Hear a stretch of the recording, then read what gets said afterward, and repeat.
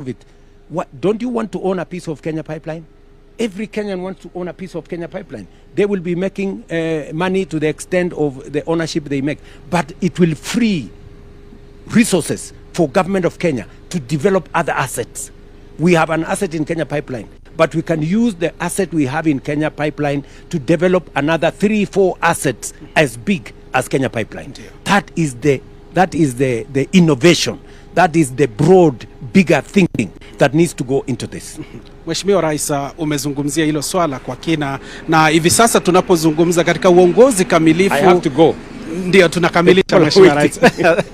Katika uongozi kamilifu lazima kuna wale wanaunga mkono na kuna wale ambao wanapinga miradi mbalimbali. Labda viongozi ambao wako katika mradi huu na miradi mingine, ungependa kushirikiana nao kivipi, au mpango upi uko nao katika kufanikisha miradi kama hii? Umesema vizuri. Ndio. Kuna wale wanaunga mkono. Ndio. Kuna wale wako na maoni tofauti. Na kuna wale wanapinga. Shida niliyoko nayo ni kwamba wale ambao wako sasa hawana maoni tofauti, ni wakupinga. You know, wanapinga SHA, hawana maoni tofauti. Wanasema turudi ile ya NHIF ambayo ilikuwa na watu milioni 7. Tumefikisha watu milioni 27. Wanasema turudi ile ya zamani. Wanapinga funding model. Wanasema turudi ile ilikuwa imefunga universities zetu karibu 20 ilikuwa bankrupt. Wanasema turudi huko. Wanapinga barabara kama hii. So mimi ningependa kusema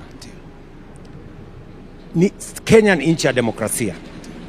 Kama William Ruto, serikali ya broad based, iko na sera ya kujenga barabara, ya kujenga reli, ya kubadilisha mfumo wa elimu, ya kuweka new funding model, ya kupunguza gharama ya production, kupunguza gharama ya fertilizer, ya kuwa na universal health coverage. Tafadhali tafuta sera mbadala, uzia wa Kenya. Lakini hawa ambao tuko nao sasa hawana sera mbadala, hawana mpango mbadala, hawana agenda mbadala, wanapinga. Hapo sasa ndio Kenya inarudi nyuma. We need a brand of leadership that looks at a plan, and sometimes you must admit if a plan is good, even if you are in a different formation, you should have the fortitude and the courage to say this is a good plan. And if it is not a good plan, propose an alternative plan. But don't just oppose. The problem we have is that we have people today, if you listen to them, what are they talking about? One term. Kasongo must go. What is Kasongo? One term must go. What is it about? It's about William Ruto. It's about a person. It's about the next election. You know, that is how we fail as a nation. If the whole of your political psyche is about a person, is about the next election, where are the people of Kenya? Where is the next generation? I would want to persuade colleagues, leaders like myself, in other formations, please, this is our country. Let us make it better. If you think my plan is good, develop a better one and tell the people of Kenya. Let us avoid the politics of ethnicity. Let us avoid the politics of personality cults. Let us avoid the politics of division and negativity. This is our country. We will either rise or sink together.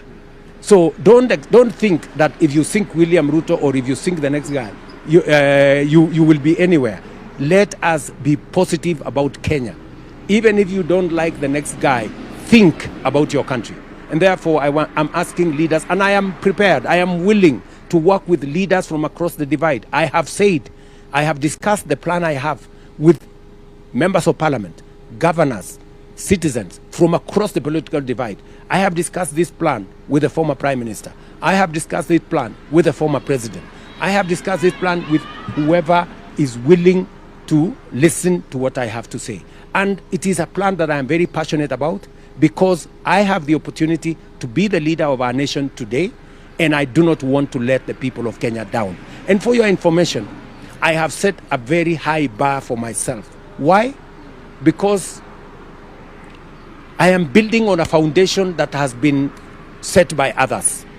President Jomo Kenyatta set the foundation of the liberation of our country. President Moi came and did the best he could. President Kibaki did a foundation on infrastructure. My friend President Uhuru made a huge contribution. But I have a unique opportunity. Why? Unlike my predecessors, I am a younger person. I am a very educated person. I have the relevant experience. I have no choice but to do better. And I am not taking this for granted.